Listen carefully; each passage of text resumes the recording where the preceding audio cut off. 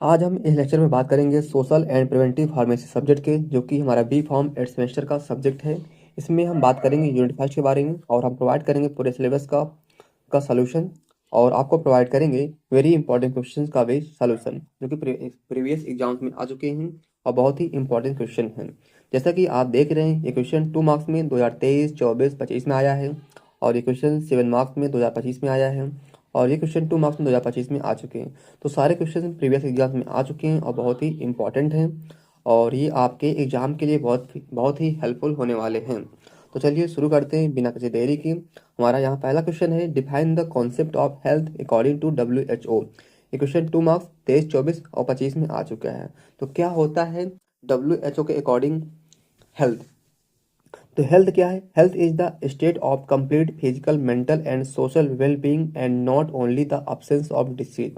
तो कहने मतलब ये हुआ कि आपकी जो बॉडी है वो फिजिकल तरीके से, मेंटल और सोशली क्या हो, कंप्लीट में क्या है, कंप्लीट स्टेट में हो और आप केवल डिसीज से फ्री ना हो।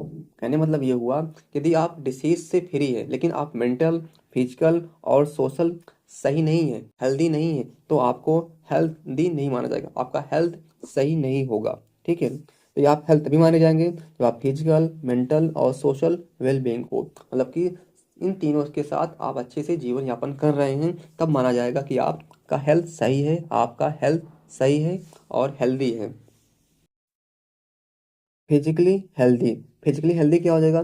The body function properly and it's free from illness, मतलब कि आपकी बीमारी से फ्री हैं और आपके बॉडी के सारे पार्ट, पूरी बॉडी प्रॉपर काम कर रही, तो उसे बोलेंगे फिजिकली हेल्दी। मेंटली हेल्दी क्या हो जाएगा? The person can think clearly, मतलब कि ऐसा कोई पर्सन जो क्लियर सोच सकता है, हैंडल स्ट्रेस और स्ट्रेस को हैंडल कर सकता है, एंड फील इमोशनली बैलेंस, और इमोशनल जो उसके इमोशंस होते हैं उसको बैलेंस फॉर्म में रखता है, ना अधिक अधिक इमोशन होता है। यदि इमोशनल हो भी रहा है तो उसको क्या करता है, हैंडल कर लेता है, तो वो मेंटली क्या है, हेल्दी है। सोशली हेल्दी क्या हो जाएगा? The person can maintain good relationship, मतलब कि आपस में, पड़ोसियों से, दोस्तों से, जो सोसाइटी है वहाँ पर एक दूसरे जो रिश्ता उनका है अच्छा हो, और यदि जो रिश्ता खराब भी है, मान लीजिए उनको एडजस्ट कर लेते हैं, adjust well in society, society में वो अपने रिश्ते को एडजस्ट कर लेते हैं अच्छे तरीके से, तो क्या है, वो सोशली हेल्दी है। यहाँ पे मैंने दिया है हेल्थ ट्रायंगल। हेल्थ ट्रायंगल में 3 चीज़ें होती हैं, फिजिकल, मेंटल एंड सोशल। यदि आपका फिजिकल सही है तो आपका मेंटल भी सही रहेगा, मेंटल सही है तो आपका सोशल भी सही रहेगा। तो तीनों एक दूसरे से क्या होते हैं, कनेक्ट होते हैं। ये तीनों कनेक्ट हैं और सही है तो क्या है, आपका हेल्थ सही है। हमारा नेक्स्ट क्वेश्चन है, define the public health, describe in detail the nutritional problems in public health. ये क्वेश्चन 7 मार्क्स में 2025 में आया है। तो देखते हैं क्या होता है WHO के according public health. Public health is the science and art of preventing disease. Disease को प्रिवेंट करने का क्या है, ये एक साइंस और आर्ट है, जिससे क्या होता है, प्रोलॉन्गिंग लाइफ, जो लाइफ होती है वो हमारी बढ़ जाती है, एंड प्रमोट करता है, promoting health through organised effort of society, मतलब सोसाइटी का जो ऑर्गेनाइज्ड एफर्ट होता है उसके थ्रू क्या होता है, हम डिसीज को प्रिवेंट करते हैं और अपनी लाइफ को प्रोलॉन्गिंग करते हैं, मतलब बढ़ाते हैं, उसकी उम्र को बढ़ाते हैं और हेल्थ को प्रमोट करते हैं। यही हमारा कहलाता है public health. Public health public health deals with the health of the community as whole, not just one individual. कहने मतलब ये हुआ, जो पब्लिक हेल्थ होती है वो पूरे कम्युनिटी की हेल्थ को क्या करता है, डील करता है, और इसमें केवल एक पर्सन को डील नहीं किया जाता है, केवल एक पर्सन को ध्यान में नहीं दिया जाता है, पूरे सिटी, पूरे कस्बे, पूरे विलेज के लोगों की जो हेल्थ होता है उस पर फोकस किया जाता है, या पूरे डिस्ट्रिक्ट के हेल्थ पर फोकस किया जाता है, बोल सकते हैं ऐसा। It's main aim to prevention, production and promotion of health. तो जिसका जो मेन एम होता है, मेन टारगेट होता है, वो डिसीज को प्रिवेंट करना होता है, डिसीज से प्रोडक्शन करना होता है और हेल्थ को प्रमोट करना होता है। तो आगे देखते हैं, नेक्स्ट पॉइंट में इसमें है nutritional problems in public health. तो पब्लिक हेल्थ के अंदर कौन कौन सी न्यूट्रिशनल प्रॉब्लम्स है? तो nutritional problems are among the major public health issue. तो ये क्या है, पब्लिक हेल्थ में सबसे बड़ी जो प्रॉब्लम्स होती है वो न्यूट्रिशनल प्रॉब्लम्स होती है, स्पेशली इन डेवलपिंग कंट्री, जो कंट्री डेवलप कर रही है उस कंट्री में ये मेन इशू होता है। These problems occur due to imbalance intake of nutrients. तो जो प्रॉब्लम क्रिएट होती है वो न्यूट्रिएंट्स को इम्बैलेंस फॉर्म में लेने से होती है। कहने मतलब ये कि यदि आप प्रॉपरली इम्बैलेंस तरीके से खाना खा रहे हैं तो जो प्रॉब्लम क्रिएट होती है उसे बोलते हैं न्यूट्रिशनल प्रॉब्लम। जैसे क्या हो गया, मल nutrition, micronutrients deficiency disorder, nutritional anaemia, protein deficiency, food insecurity. ये सारी चीज़ें क्या हैं, प्रॉब्लम्स हैं। कौन सी प्रॉब्लम्स हैं, न्यूट्रिशनल प्रॉब्लम्स हैं। तो हमारा पहला इसमें हो जाएगा मल न्यूट्रिशन, जिसे हिंदी में बोलते हैं कुपोषण। क्या होता है कुपोषण? Malnutrition is a condition that occurs due to deficiency, excess या और imbalance of nutrient in the diet. कहने मतलब ये हुआ कि जो हम अपने डाइट में कोई खाने की चीज़ों को कमी कर होती है या अधिक खा रहे हैं या इम्बैलेंस फॉर्म में है, कम या ज़्यादा, कोई चीज़ बहुत अधिक अमाउंट में है और कोई चीज़ बहुत कम अमाउंट में है। जब ऐसा होता है तो उसे बोलते हैं मल न्यूट्रिशन। उससे क्या होता है, मल न्यूट्रिशन हो जाता है, मतलब कि कुपोषण हो जाता है। It is one of the most serious nutritional problem in the public health. तो पब्लिक हेल्थ में ये बहुत ही सीरियस न्यूट्रिशनल प्रॉब्लम्स है और ये 2 टाइप्स के होते हैं। पहला हमारा हो जाएगा अंडर न्यूट्रिशन, दूसरा हो जाएगा ओवर न्यूट्रिशन। अब क्या होता है अंडर न्यूट्रिशन? तो अंडर न्यूट्रिशन क्या होता है, under nutrition occurs when the body does not get enough calories, protein और न्यूट्रिएंट्स। कहने मतलब ये हुआ कि हमारी बॉडी को जब इनफ अमाउंट में क्या होता है, कैलोरीज नहीं मिलती हैं, प्रोटीन्स नहीं मिलती हैं और न्यूट्रिएंट्स नहीं मिलते हैं, तब वो क्या होता है, उसे बोलते हैं under nutrition. It leads to poor growth. इससे क्या होता है, हमारा जो बॉडी का ग्रोथ होता है काफ़ी पुअर होता है, काफ़ी कमज़ोर होता है, वीकनेस आ जाती है एंड फ्रिक्वेंस इन्फेक्शन, और बार बार आपको इन्फेक्शन हो जाएगा और डिलेड डेवलपमेंट, और पूरे बॉडी का जो डेवलपमेंट होता है काफ़ी वो डिले हो जाता है, मतलब कि देरी हो जाती है या स्लो हो जाता है, स्पेशली इन चिल्ड्रन, और ख़ास तौर पर ये बच्चों में होता है। सेकंड हमारा है ओवर न्यूट्रिशन। ओवर न्यूट्रिशन मतलब कि खाना अधिक खाने से, मतलब कि फैट्स और junk foods, okay, pizza burger ये अधिक खाने से क्या होता है, ओवर न्यूट्रिशन होता है। Over nutrition occurs due to excessive intake of food, मतलब कि बहुत अधिक अमाउंट में फूड लेने से क्या होता है, ओवर न्यूट्रिशन होता है, स्पेशली फैट्स एंड शुगर्स। मतलब कि जैसे कोल्ड ड्रिंक हो गया अधिक पी रहे हैं, समोसे अधिक खा रहे हैं, पिज्ज़ा बर्गर अधिक खा रहे हैं, ओके, मोमोज खा रहे हैं, तो इसमें क्या होता है, फैट्स की अमाउंट बहुत ज़्यादा होती है, तो इससे क्या होगा, ओवर न्यूट्रिशन हो जाएगा। It result in life style related disease. इससे क्या होता है, लाइफ स्टाइल से संबंधित बीमारी हो जाती है एंड अफेक्ट करता है बोथ एडल्ट एंड चिल्ड्रन, और दोनों को, चिल्ड्रंस को और एडल्ट दोनों को क्या करता है, ये अफेक्ट करता है। हमारा नेक्स्ट हो जाएगा माइक्रो न्यूट्रिएंट्स डिफिशियंसी डिसऑर्डर्स। ये क्या होता है भाई, मैक्रो मतलब जानते हैं, माइक्रो मतलब बहुत ही कम अमाउंट में, उसे बोलते हैं माइक्रो। तो micro nutrient such as vitamin minerals are required in small amount. तो इनकी जो रिक्वायर्ड होती है बॉडी में हमारे बहुत ही कम अमाउंट में रिक्वायर्ड होती है, but are essential for normal body function. लेकिन नॉर्मल बॉडी फंक्शन के लिए बहुत ही इसेंशियल होता है। Deficiency of this nutrients cause several public health problem. यदि इन न्यूट्रिएंट्स का जो माइक्रो न्यूट्रिएंट्स हैं हमारे बॉडी के अंदर कमी हो जाती है तो बहुत सी प्रॉब्लम्स क्रिएट हो सकती हैं, बहुत सी पब्लिक हेल्थ में प्रॉब्लम्स क्रिएट हो जाएंगी।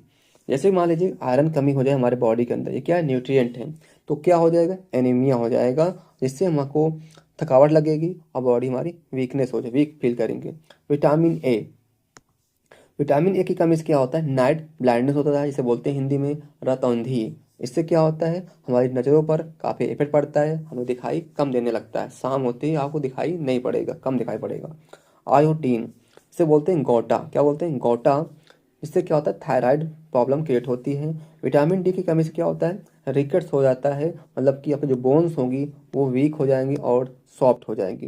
विटामिन सी की कमी से क्या हो जाएगा, स्कर्वी हो जाएगा, जिससे क्या होगा, आपके जो गम्स होते हैं, मसूड़े होते हैं, वहाँ से ब्लीडिंग होगी। न्यूट्रिशनल एनीमिया नेक्स्ट पॉइंट है। तो nutritional anaemia is mainly cause by iron deficiency.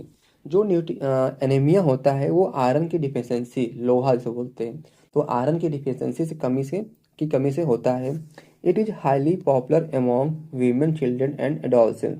जो एडोलसेंस मतलब अपने जान लीजिए एडोलसेंस क्या होता है, जो 13 से 14 की एज वाले बच्चे होते हैं, जब उनको यंग होना स्टार्ट होते हैं, 13 से 14 वाले एज बच्चे होते हैं, उन्हें बोलते हैं उस एज को एडोलसेंस एज। ठीक है। तो एडोलसेंस, चिल्ड्रंस एंड वीमेंस में क्या होता है, ये काफ़ी पॉपुलर होता है एंड लीड्स टू रिड्यूस, और रिड्यूस करता है वर्क कैपेसिटी, और उनकी जो बॉडी की कैपेसिटी होती है वर्क करने की उसको कम कर देता है।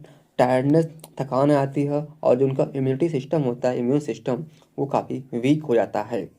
प्रोटीन डिफिशियंसी में क्या हो जाएगा, protein deficiency occurs due to inadequate intake of protein rich food, मतलब कि ऐसा फूड जिसमें प्रोटीन होता है उनको बहुत ही कम अमाउंट में लेने से क्या होता है, प्रोटीन डिफिशियंसी हो जाता है। It result in muscle wasting, मतलब जो मसल होगी इस वजह से क्या होगा, मसल आपकी वीक हो जाएगी, पुअर ग्रोथ, बॉडी का ग्रोथ पुअर हो जाएगा, कम हो जाएगा। डिलेड हीलिंग, यदि आपको कोई घाव चोट लग गई है तो जो भरने में टाइम लगता था वो ज़्यादा लगेगा, काफ़ी लेट भरेगा। And impaired mental development in children, जो बच्चों का मानसिक विकास होता है वो रुक जाता है, काफ़ी लेट हो जाता है। फूड इनसिक्योरिटी, ये क्या होता है भैया, फूड इनसिक्योरिटी मतलब होता है लैक ऑफ एक्सेस, मतलब कि सफिशिएंट फूड की पहुंच से दूर होना, और safe food and nutrients food, मतलब कि न्यूट्रिएंट फूड, सेफ फूड और सफिशिएंट अमाउंट के फूड से उसके पहुंच से दूर होना कहलाता है फूड इनसिक्योरिटी।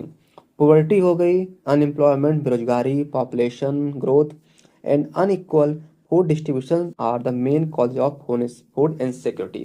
तो जो फूड इनसिक्योरिटी है जिसका मेन कारण है गरीबी है, अनएम्प्लॉयमेंट, पॉपुलेशन ग्रोथ, जनसंख्या बढ़ रही भाई तेजी से, अनइक्वल फूड डिस्ट्रीब्यूशन से क्या होता है, मतलब कि बराबर खाना नहीं बंट पा रहा है, उससे क्या होता है फूड इनसिक्योरिटी। और ये कैसे होता है, ये मान लीजिए कि अनइक्वल फूड डिस्ट्रीब्यूशन, ये करप्शन की वजह से हो रहा है हमारे देश में, ठीक है। हमारा नेक्स्ट क्वेश्चन है in list causes of social disease, 2 marks में क्वेश्चन 2025 में आ चुका है, मतलब कि जो सोशल डिसीज है उसका क्या कॉजेज है, क्या कारण है, इसके बारे में हम बात करेंगे। तो social causes of disease are social and environmental condition, ये क्या है, सामाजिक और पर्यावरणीय, मतलब कि सामाजिक और पर्यावरणीय कंडीशन है दैट अफेक्ट करता है पीपल हेल्थ, जो कि पीपल्स के हेल्थ को अफेक्ट करता है, और लीड टू द डेवलपमेंट और स्प्रेड ऑफ डिसीज, और डिसीज का डेवलपमेंट होता है और वो फैल जाता है। These factors mainly operate at the community and family level, जो डिसीज होती है, जो फैक्टर्स हैं ये फैमिली लेवल पर और कम्युनिटी लेवल पर ऑपरेट करती हैं। ओके, अब क्या होता है कम्युनिटी, जैसे मान लीजिए आपका गांव हो गया, ये क्या है, कम्युनिटी है। आपका सिटी हो गया, वो क्या है, कम्युनिटी। मोहल्ला क्या हो गया, कम्युनिटी हो गया। Not just the individual level, मतलब कि जो फैक्टर्स यहाँ दिए गए हैं वो पूरे कम्युनिटी लेवल पे काम करते हैं, ये इंडिविजुअल लेवल पर काम नहीं करता है। देखिए जो सफाई होती है ना, वो एक लोग करने से नहीं होता है, वो पूरा सोसाइटी काम करेगा तभी वो कंट्रोल में आएगा। उसी प्रकार से जो फैक्टर्स यहाँ दिए हैं, जो डिसीज का कॉजेज है, एक लोग के गंदगी फैलाने से नहीं फैलती, जब कई लोग फैलाते हैं तब गंदगी फैलती है, कहने मतलब ये, ठीक है। अब जैसे यहाँ पे दिया गया फैक्टर से पहला हमारा है पुअर्टी, मतलब कि गरीबी। गरीबी की वजह से क्या होता है, देखिए गरीबी होगी सोसाइटी में, यदि एक लोग गरीब हैं चल जाता है, लेकिन बहुत से लोग गरीब होंगे तो क्या होगा, वहाँ पर इम्बैलेंस हो जाएगा, डिसीज फैलने का चांस बढ़ जाएगा। इलिटरेसी, उसे बोलते हैं अशिक्षा, असाक्षरता, मतलब कि जितने कम पढ़े लोग उसे बोलते हैं इलिटरेसी। अनएजुकेटेड, यदि अनएजुकेटेड लोग होंगे तो क्या होगा, वहाँ डिसीज फैलने का चांस अधिक हो जाएगा। Poor housing and over crowding, मतलब कि जो हाउसिंग का लेवल है काफ़ी पुअर, काफ़ी लो है, और जो क्राउडिंग मतलब भीड़ भाड़ होना। अनएम्प्लॉयमेंट, जब बेरोजगारी होगी तब क्या होगा, बेरोजगार होंगे तभी वहाँ पर डिसीज के फैलने का चांस बढ़ जाएगा, क्योंकि जब बेरोजगारी होगी तो सिंपल सा वहाँ गरीबी भी होगी। पुअर सैनिटेशन, मतलब साफ सफाई कमी, अनसेफ वाटर, और पानी के अनसेफ होने से क्या होगा, वहाँ पर डिसीज के फैलने का चांस बढ़ जाता है। कल्चरल एंड सोशल प्रैक्टिसेस, बहुत सी कल्चरल और सोशल प्रैक्टिस होती हैं जिससे क्या होता है, डिसीज फैलती हैं। जैसे कि आप जानते होंगे कि जो चिकन पॉक्स होता है, ओके, उसे क्या मानते हैं, छोटी माता बड़ी माता मानते हैं ना, तो उनको क्या होता है, लोग उसमें ट्रीटमेंट लेते नहीं हैं और डिसीज फैल जाती है। सिंपल से एग्जांपल लीजिए सेकंड, कि गंगा जी में क्या होते हैं, बहुत से लोग की मानता होती है कि जो वहाँ पर राख होती है, पौधे होते हैं, फूल माला होता है, वो गंगा जी में डालते हैं। तो ये क्या हो, ये हमारे social cultural and social practices हो गए, जिससे क्या होता है, पॉल्यूशन कॉज होता है और बीमारियां फैलती हैं। गंदा पानी होगा तो बीमारी फैलेगी, सिंपल सा है। हमारा नेक्स्ट पॉइंट है यहाँ पर सोशल प्रॉब्लम्स ऑफ द सिक, मतलब कि जो बीमार पर्सन है उसकी सामाजिक समस्याएं। ठीक है, तो social problems of the sick refers to the difficulties faced, मतलब कि by individual due to illness. कोई ऐसा पर्सन है जो कि क्या है, बीमार है। अब उसे क्या हो रहा है, इंडिविजुअल पर्सन को क्या हो रहा है, फेस करना पड़ रहा है क्या, मुसीबत, समस्याएं, डिफिकल्टीज विच अफेक्ट करता है दियर सोशल लाइफ, और उसके सोशल लाइफ को क्या करेगा, वो अफेक्ट करेगा। फैमिली रोल को भी अफेक्ट करेगा, और उसकी जो इकोनॉमिक स्टेटस है उसको भी क्या करता है, वो इफेक्ट करेगा।